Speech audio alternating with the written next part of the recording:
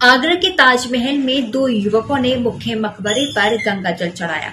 दीवार पर ओम का स्टिकर चिपकाया। उन्होंने इसका वीडियो भी बनाया जिसमें वे कहते हैं कि अब अंतिम पड़ाव पर पहुंच गए हैं। अखिल हिंदू महासभा के दावे के बाद एक बार फिर से ताजमहल और तेजो महल का विवाद खड़ा हो गया है।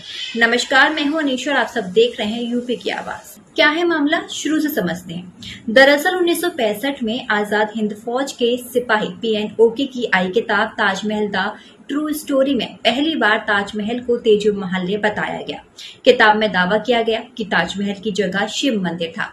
किताब में दावा किया गया कि यहाँ तेजो महल 1155 में मुगलों के शासन में दशकों पहले बना था। इसी किताब का हवाला देते हुए समय समय पर तमाम हिंदूवादी संगठन ताजमहल को तेजो महल होने का दावा करते हैं। सन 1971 में भारत पाकिस्तान के युद्ध के दौरान ताजमहल को 15 दिन के लिए हरे कपड़े से भी ढका गया था। तब भारत सरकार को ऐसी खुफिया जानकारी मिली थी कि पाकिस्तानी वायुसेना आगरा में हवाई हमला कर सकती है। 2017 में पर्यटन स्थलों की पुस्तिका छपवाई गई जिसमें ताजमहल का नाम हटा दिया गया था। इस विवाद को आगे बढ़ाते हुए तब मेरठ के सरधना से बीजेपी विधायक संगीत सोम ने एक सभा में कहा, ताजमहल गद्दारों ने बनवाया था।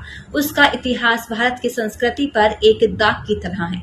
तब बीजेपी ने इस बयान को उनका व्यक्तिगत बयान बोलकर खुद को इस मामले से अलग कर लिया।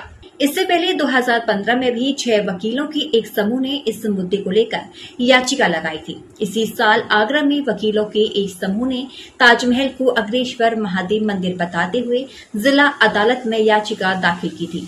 ASI के जवाब के बाद दोनों याचिकाएं कोर्ट में खारिज हो गयी। ASI ने कहा था कि ताजमहल मकबरा है, मंदिर नहीं। साल 2022 में ताजमहल के बंद दरवाजों को खोलने की याचिका दायर की गई जिसको इलाहाबाद कोर्ट ने खारिज कर दिया। दरअसल भाजपा नेता डॉक्टर रजनीश सिंह ने ताजमहल का असली इतिहास खोजने के लिए फैक्ट फाइंडिंग कमेटी बनाने की मांग की थी। मांग ये भी थी कि ताजमहल के तहखाने में बने 22 कमरों को खोला जाए।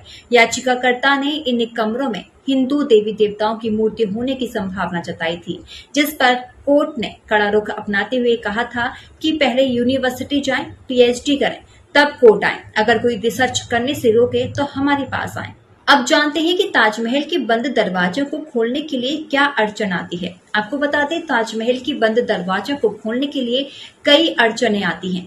पहली, वर्ल्ड हेरिटेज का दर्जा रखने वाली इमारत से छेड़छाड़ के लिए करोड़ों रुपए और हाई लेवल एक्सपर्ट्स की कई टीमें चाहिए होंगी। दूसरी वजह ये भी है कि ताजमहल वर्ल्ड हेरिटेज मॉन्यूमेंट है, इसलिए UNESCO भी इस मामले में दखल देगा। उसके बाद ही आप दरवाजे खोल सकते हैं। दोस्तों, हमने आपको ताजमहल और तेजो महल के बीच हो रहे विवाद की कहानी बताई।